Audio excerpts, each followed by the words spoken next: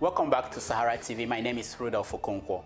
2 weeks ago, the Nigerian National Assembly approved an anti-gay bill that, if signed into law by President Jonathan, will impose 14 years in prison for anyone who engaged in any gay activity. The bill is opposed by the human rights community. Joining us to discuss the law is Yemisi Ilesanmi. Yemisi is a human rights activist and the coordinator of the Nigerian LGBT in Diaspora Against Anti-Same-Sex Laws. She's also the author of the book, Freedom to Love for All. Yemisi, welcome to SaharaTV. Thank you very much. Now, let me start by asking you, how did this bill come back to the National Assembly? I thought that it was discussed last year and then somehow it died down. What happened? Actually, it didn't really die down because it was discussed at the Senate level, and the senators passed the bill unanimously. There was majority support for the bill, and the bill went to the House of Representatives for them to discuss the bill. And yeah, it took some. We thought the House of Rep will discuss the bill on time, maybe last year, November, but they didn't. We didn't hear anything about it. Only for us last week, we heard that the bill has been passed in a voice vote by the House of Representatives members. So I'm not even sure there was any much debate on the bill at that level. So do you think that the president will sign it into law? I would hope, I really do hope the president refused to sign this bill into law, because I think the National Assembly members have actually disappointed or not lived up to their duty to uphold the constitution of the country, because the bill itself is what I would call a blatant violation of the constitution of our country. And I hope that the president would, on his own part, try to uphold the constitution he has sworn.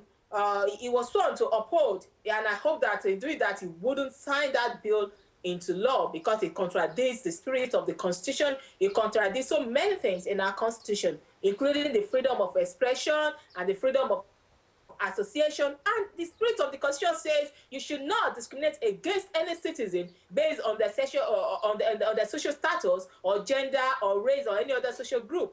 So this is blatant discrimination. So I see no reason why the president should sign it into law, and I see no reason why the lawmakers in the first place should have passed such inhumane bill in the first instance. It's wrong. So do you, what is the reaction of Nigerians to the effort by your group and several other groups to make sure that this law is now passed in the first instance? How do you rate the reaction of Nigerians? Yeah, I would say that I would expect all well-meaning Nigerians, every human being actually, not just Nigerians, every well-meaning human being, every progressive human being to be against this bill. This bill is dragging us so much backward into the cave. I mean, it's like somebody coming up in this age to pass a bill against interracial marriage, or to pass a racist bill, discriminating against people based on their race, skin color, or even based on the fact that they were left-handed, or that the fact that they are women. I mean, it is so backward, and I think that every well-meaning Nigerian that knows the implication of this bill should be against it. And we are hoping we are reaching the audience, that we are hoping because what people need really is education. Many people don't even know what this bill entails. And we also come from a country where the issue of sex is not really discussed. Many Nigerians do not even know what sexual orientation stands for, because it's not in our school curriculum, it's not in our educational curriculum. People don't understand it. People don't understand that homosexuality is a fact, it's a scientifically proven fact. It's not a misnomer, it's not just a choice that something people choose. You don't choose it, just the way you don't choose your race. So, but many people are not aware of this fact, and we hope with our group, we are also trying to educate not just the lawmakers, but also the populace in Nigeria, the Nigerian people, to understand that this bill violates an inalienable human right of people of sexual minorities, of lesbians, gays, bisexuals, and transsexuals in Nigeria, and we should not encourage it. So our group is reaching out not just to the lawmakers, but also to educate the populace about what this means. Because we need the law to change, we also need the attitude to change, because we need both to go hand in hand for people to be free of discrimination and for people to be well educated about what it means to be gay, what it means to be lesbian, and what sexual orientation entails. Now, last year, the British Prime Minister and even the US State Department, they issued a warning to African countries trying to pass these kind of bills. Do you think that that helped, or do you think that that kind of imposition from outside encouraged the lawmakers to go ahead with the bill they passed? I think it would be childish for the lawmakers to say, oh, because some people told us to respect human rights, that is a good enough reason for us to violate the rights of our citizens. I mean, that would be childish. But I think that generally, in my own personal opinion is that AIDS or foreign AIDS should not really be tied to human rights, not just human rights, not just LGBT rights, but human rights generally, because AIDS, giving AIDS is about helping the poor. But if a country says our AIDS or our APU is tied to human rights, of course, one of the basic concepts of human rights is also LGBT rights, because we all recognize, all civilized democratic countries recognize that LGBT rights are human rights. So if they are saying the only way you can access our AIDS, the only way we are APU is if you respect human rights, yes, I also expect the foreign countries to also include LGBT rights in it, because if you say, okay, if you respect all other rights but you violate human rights of LGBT people, you are passing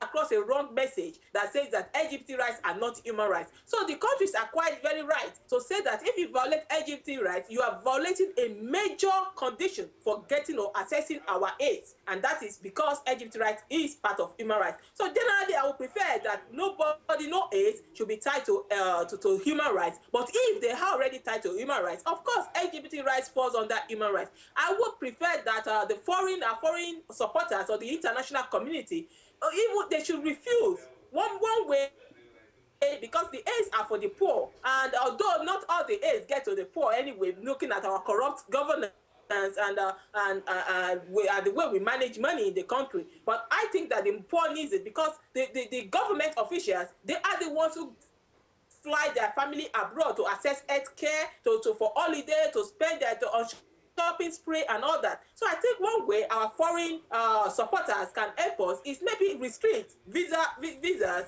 to all those government officials or Nigerians that are homophobic. If your country do not support violation of LGBT rights, and you have a government official who is enthusiastically voting for its citizens to right to be violated, I think you should restrict their visas to enter your country, restrict them entry into your country. I think that would really pass the message across, other than cutting AIDS. That is where you can eat those government officials the most, because they are the ones always assessing health care, flying all over. Let them have just a fever or headache, they fly abroad, they fly their family abroad. So that is the one way you can really pass across a strong message that if you are going to keep on violating human rights like this, maybe you should stay in your country and not come to our country. You are not welcome. So I consider that cutting AIDS, because maybe if they want to cut AIDS, they should just work directly with the grassroots NGOs, the grassroots charities that reach the people directly, rather than going through an homophobic government. So I think that should be an option they should consider. Now, some people have said that what drives these anti-gay bills, that is just mere political posturing by the people in power to distract the poor masses. But that does not minimize the fact that most Africans are still opposed to any form of gay relationship. Yes, that is basically that's where education comes in. The politicians definitely are using this bill to gain support, to garner popular support from the majority, because they are playing the people. They know that the people are not for homosexual rights because they do not understand it. But the politicians look at, oh, how do we get the people to hail us, to tell us for the first time that we are doing something right? It's by playing on the ignorance of the people. So the politicians are playing their card. They are playing the people. They are and this is at the expense of the sexual minorities, of the minorities that they are making scapegoats. And of course, it does not stop the fact that, like I said, the people need to be educated. about what it means to be gay, to be bisexual, and what human rights are. LGBT rights are human rights. Lesbian, gays, bisexuals are human beings. And once they are human beings, they have inalienable rights. Those rights cannot be taken away. Those rights, those inalienable rights they are inborn. You are entitled to them by virtue of being human beings, and those include the right to privacy, the right to form the family, the right to be free from discrimination based on the social group you belong to, or gender, or class, or sexual orientation. Those are all inalienable human rights that Nigeria, as a country, has signed on to and ratified international agreements, international human rights, even our own national constitution. Our state constitution says there shouldn't be any discrimination based on your gender or social group that you belong to. So really, we need to educate the people. You may be averse, you may not like the idea of two guys kissing or two guys, but the thing is, it is not your business. What people do in the privacy of their bedroom is not anybody's business. And we should try to educate people that, maybe if you don't like something, it's not really a right reason for you to criminalize that person. And some are doing it based on religious basis, because we've seen so many religious groups, Anglican, Catholic, wiping up hate sentiments against the sexual minorities in Nigeria, trying to preach hate message, saying against a vision of Sodom and Gomorrah and all that. And we know that we have to tell them, Nigeria is a secular state. It is wrong for you to impose your religious beliefs on other people. Now, for me, I'm an atheist. I don't believe in your God, but there are other people who believe in your God too, who still think that, who don't think that homosexuality is wrong, and who don't interpret your religious beliefs the same way you interpret it. So it will really be wrong for you to impose your religious interpretation into the national constitution of a secular country. And that is what we try to tell people. If you try to argue that from a religious angle, you are basically violating my right to be free from religion, to freedom of religion and freedom from religion, because it is a constitutional, it is a secular state. So let me stop you. There are people who oppose gay rights, and they come up from the angle that Africa has a kind of exceptionalism. That is, that Africa should not embrace things that are imposed from outside. And there are people who also argue that this is being pushed by foreign supporters. What do you say to those groups? No, I would say that it's basically because of those people that I wrote my book. You can see the book is Freedom to Love for All. Homosexuality is not un-African. That is because people don't actually know our history. Homosexuality, sexual orientation is not a foreign imposition, because this is something that it's like saying being white or being black is a foreign thing. No, it is part of human being. The first person so far in history, the first human being, we trace the human genealogy back to Africa. And if we are saying this is something that you are born with, we are saying that homosexuality has existed ever since the first same-sex person finds themselves attractive, and that is right in Africa.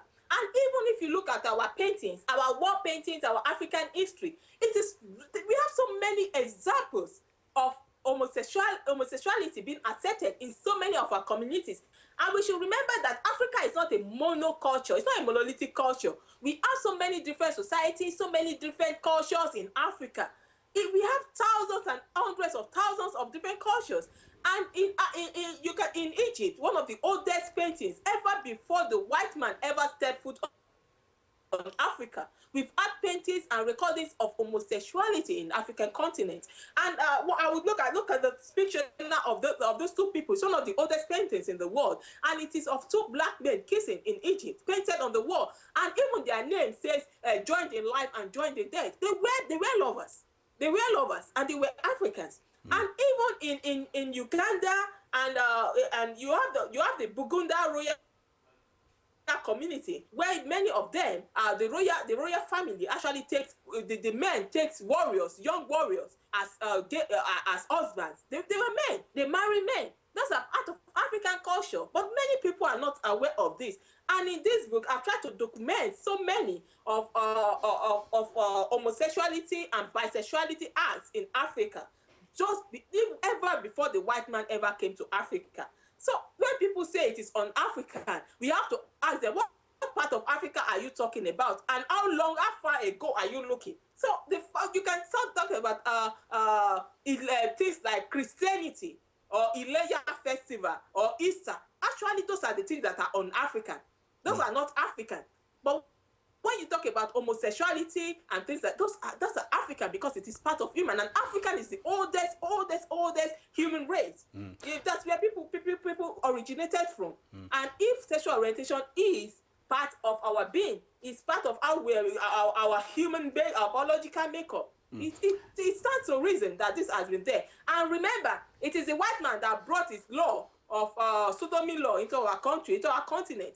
Now, Yemisi didn't exist. Why would they bring sodomy laws? Yeah, Yemisi. They actually criminalized. The colonizers came and criminalized same-sex relationship. If our forefathers were not enjoying same-sex love, they were not running around in homosexual activities, there wouldn't have been any need for them to introduce. Now Yemisi, let me ask you. It's very important what you are saying is. Let me ask you. So, the people who are sponsoring some of these anti-gay laws in Africa are also from the West.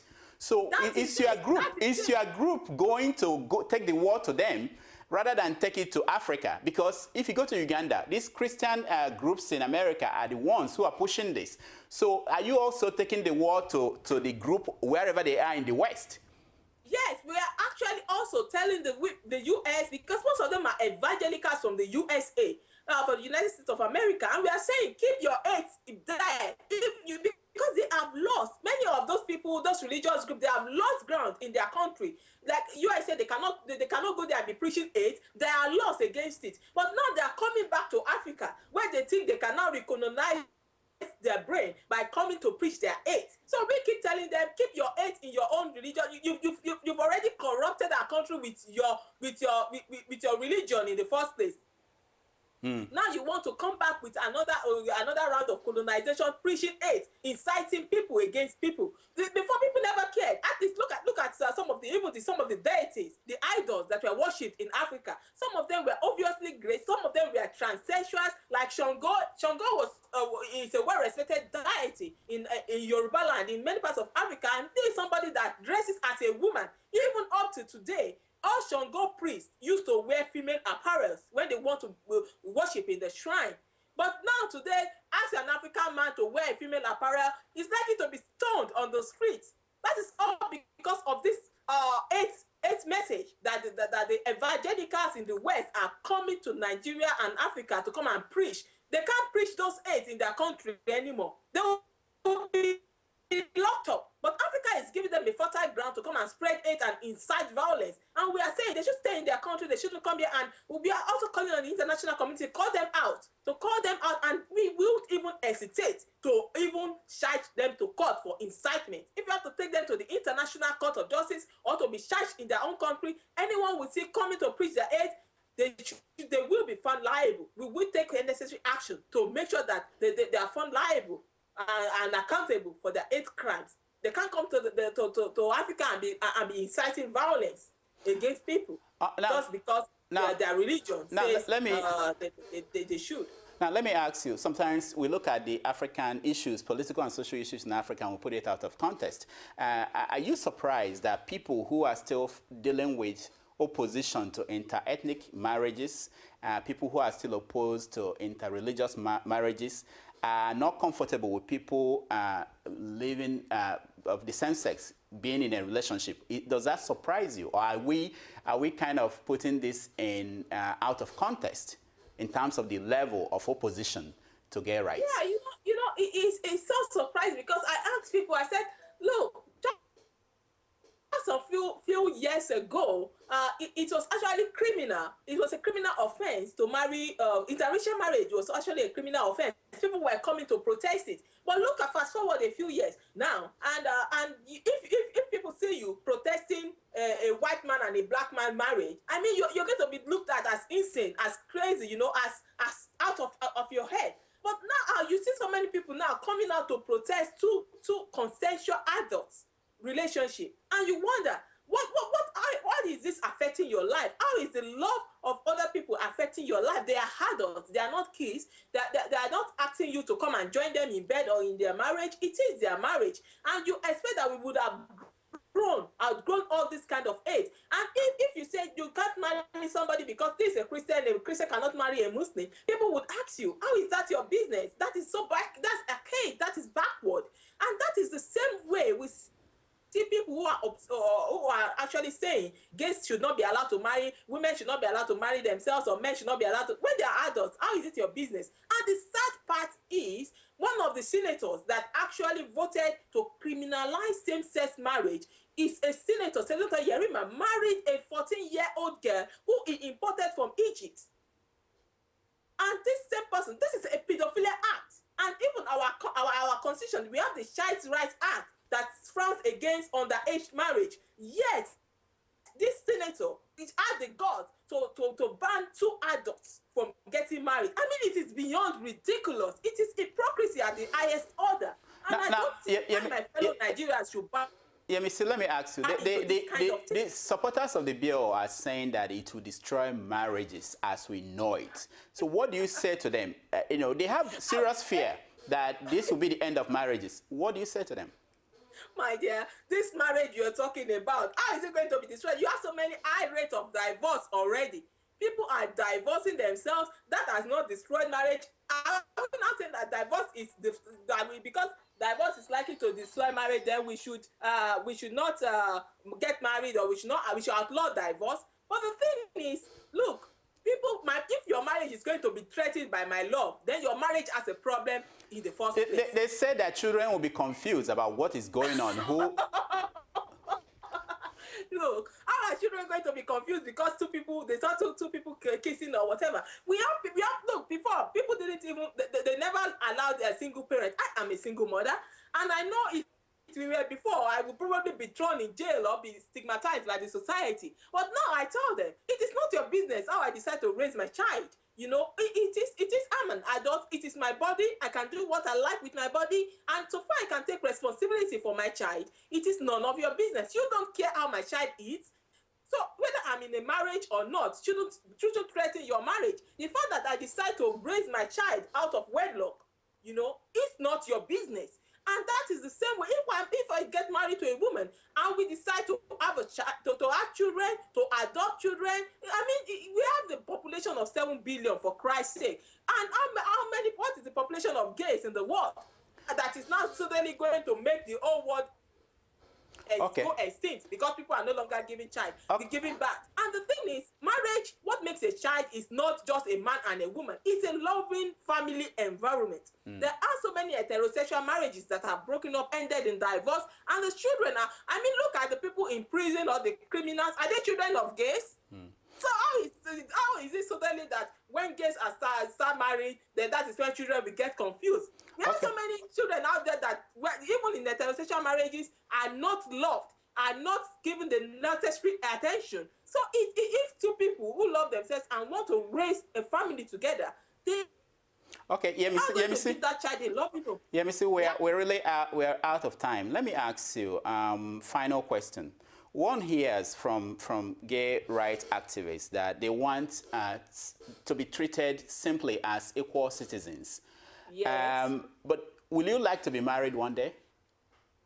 Look, let me tell you, the truth is, like I said, I'm not even a fan of marriage. I'm not even a fan of marriage. But the thing is, if I want to, I always have that choice. I want that choice open to me. If I want to marry, I must have that choice open. I'm not interested in marriage. But if I decide tomorrow that yes, I want to get married, I do not believe anybody should have the right to say no, you cannot. So far I'm an adult, I'm a citizen, I am entitled to every right that every other Nigerian or every other human being enjoys. So if you as a Nigerian enjoy the right to marry, there is no reason why I should not enjoy the right to marry. Whether I'm marrying my same-sex partner or an opposite-sex partner is not your business. Whether I'm marrying a fat person or a black person or a white person, it's not your business. The important thing is it must be to an adult. All right. And so the other thing is not your business. So fine, I may not be a fan of marriage, but I will never say because I'm not a fan of marriage, then other people must not marry. It is wrong.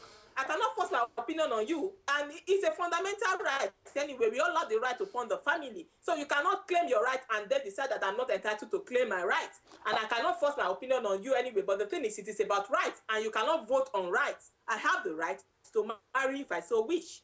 All right. And that should not be taken away from me. All right, Yemisi, Yemisi, we have to stop it here. We will continue the discussion, and hopefully, if the president signs it or not sign it, we'll bring you back and talk more about this.